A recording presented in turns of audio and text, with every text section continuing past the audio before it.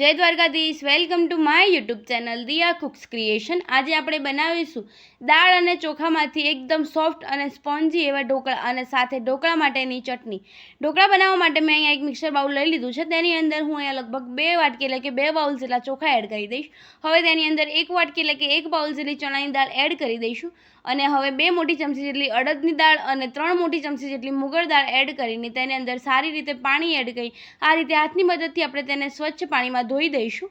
દાળ આપણી ધોઈ જાય ત્યારબાદ તેની અંદર ચોખ્ખું પાણી એડ કરીને તેની અંદર અડધી ચમચી જેટલા મેથી દાણા એડ કરીને આપણે તેને ઢાંકીને ઓવરનાઇટ માટે પલળવા મૂકી દઈશું। ઓવરનાઇટ પલળ્યા પછી એટલે કે સવારે તમે જુઓ તો અહીંયા આપણા દાળ અને ચોખા સારા એવા પલળીને તૈયાર થઈ ગયા છે। હવે તેની અંદરનું બધું જ પાણી આ રીતે જાળીવાળા વાસણની અંદર નીકાળી દઈશું, જેથી કરીને આપણું પાણી સારી રીતે નીતરી જાય। હવે મિક્સર બાઉલ લીધું છે, તેની અંદર હું અહીંયા લગભગ બધા જ દાળ ચોખા એડ કરી દઈશ। દાળ ચોખા એડ થઈ જાય ત્યારબાદ તેને ફર્મેન્ટ કરવા માટે 1 કપ જેટલું દહીં એડ કરી દઈશું। દહીં વધારે પડતું ખાટું ન હોવું જોઈએ। દહીં એડ થઈ જાય ત્યારબાદ તેની અંદર પાણી એડ કર્યા વગર તેને ગ્રાઇન્ડ કરી લઈશું। અહીંયા મેં એક મિક્સર બાઉલ લીધું છે, તેની અંદર બધું જ બેટર આપણે નીકાળી લઈશું। તમે જોઈ શકો છો આપણું બેટર એકદમ કોરું અને ડ્રાય છે। હવે બધું જ બેટર મિક્સર બાઉલની અંદર એડ થઈ જાય ત્યારબાદ તેની તમે જોઈ શકો છો એકદમ કરકરા સ્ટ્રક્ચર સાથે બેટર તૈયાર થઈ ગયું છે। તેને આ રીતે કાણાવાળા વાસણને ઢાંકીને 2 કલાક માટે તડકે મૂકી દઈશું। 2 કલાક પછી તમે જોઈ શકો છો આપણું બેટર સારું એવું ફર્મેન્ટ થઈ ગયું છે, એટલે કે આથો આવી ગયો છે। હવે બેટરને આપણે ફરી એકવાર મિક્સ કરી લઈશું, જેથી કરીને બેટર આપણું સારું એવું મિક્સ થઈ જાય। હવે તેની અંદર આદુ લસણ અને મરચાંની પેસ્ટ એડ કરી દઈશું। જો તમે લસણ ન ખાતા હોય તો તમે લસણ સ્કીપ પણ કરી શકો છો। હવે તેની અંદર 1 મોટી ચમચી જેટલું તેલ એડ કરી દઈશું। તેલ એડ કરવાથી આપણા ઢોકળા ઠંડા થયા પછી પણ એકદમ સોફ્ટ અને સ્પોન્જી રહેશે।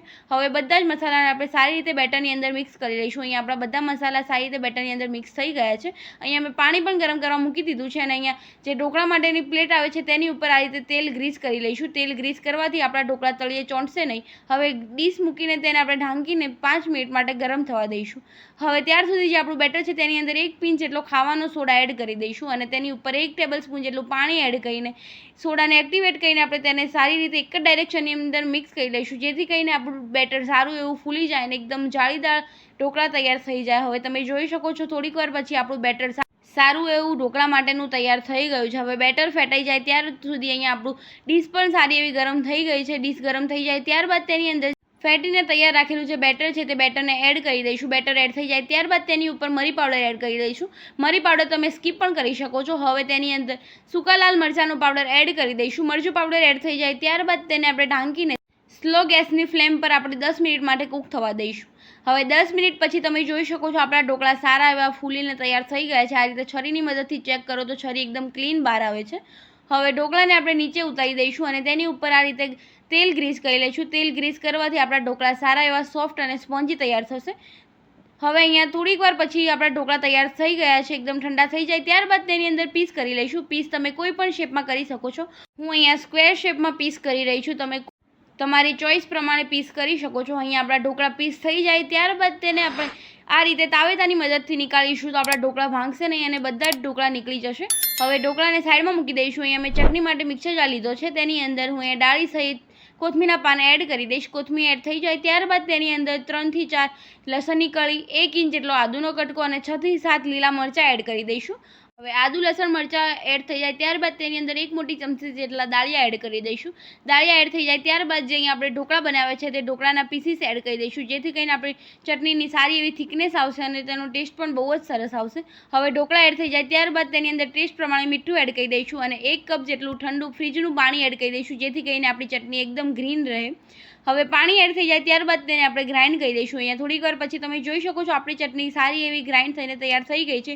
એકદમ ગ્રીન એવો કલર આવી ગયો છે। હવે અહીંયા ઢોકળાને વઘારવા માટે ફ્રાય પેનને ગરમ કરવા મૂકી દીધું છે। ફ્રાય પેન ગરમ થઈ જાય ત્યારબાદ તેની અંદર 2 મોટી ચમચી જેટલું તેલ એડ કરી દઈશું। તેલ એડ થઈ જાય ત્યારબાદ તેલને સારી રીતે ગરમ થવા દઈશું અને તેલ આપણું ગરમ થઈ જાય ત્યારબાદ અડધી ચમચી જેટલી રાઈ એડ કરી દઈશું। અડધી ચમચી જેટલી હિંગ એડ થઈ જાય ત્યારબાદ તેની અંદર 3 થી 4 મીઠી લીમડીના પાન એડ કરી દઈશું અને હવે તેની અંદર 3 થી 4 આ રીતે લીલા મરચાં મેં સમારીને લીધેલા છે તેને એડ કરી દઈશું। મરચાં એડ થઈ જાય ત્યારબાદ તેને આપણે સારી રીતે સાંતળી લઈશું, જેથી કરીને મરચાં આપણા સારા એવા કૂક થઈ જાય। હવે મરચાં કૂક થઈ જાય અને વઘાર તૈયાર થઈ જાય ત્યારબાદ આ વઘારને આપણે જે ઢોકળા નીકાળેલા છે તે વઘારને એડ કરી દઈશું અને વઘાર ઢોકળાની અંદર એડ થતાં તેની સારી એવી સુગંધ આવવા લાગે છે। હવે તેને સર્વિંગ પ્લેટમાં હું અહીંયા ચટણી સાથે સર્વ કરી રહી છું। હવે ચટણી સર્વ થઈ જાય ત્યારબાદ તેની અંદર તમે જોઈ શકો શકો છો ઢોકળા સર્વ થતી વખતે એકદમ સોફ્ટ, જાળીદાર અને સ્પોન્જી ઢોકળા એવા તૈયાર થઈ ગયા છે. અને અહીં આપણી સર્વિંગ પ્લેટ પર સર્વ થઈને તૈયાર થઈ ગઈ છે. જો તમને મારી આ રેસીપી ગમી હોય તો લાઇક કરજો, શેર કરજો અને કમેન્ટ કરજો. કમેન્ટ બોક્સમાં મને જરૂર જણાવજો કેવી લાગી મારી આ રેસીપી. અને હા, મારી ચેનલ પર જો નવા હોય તો ચેનલને સબસ્ક્રાઈબ કરી દેજો અને બેલ આઇકન જરૂર દબાવજો, જેથી કરીને મારી અવનવી રેસીપી તમને સૌથી પહેલાં જોવા મળે.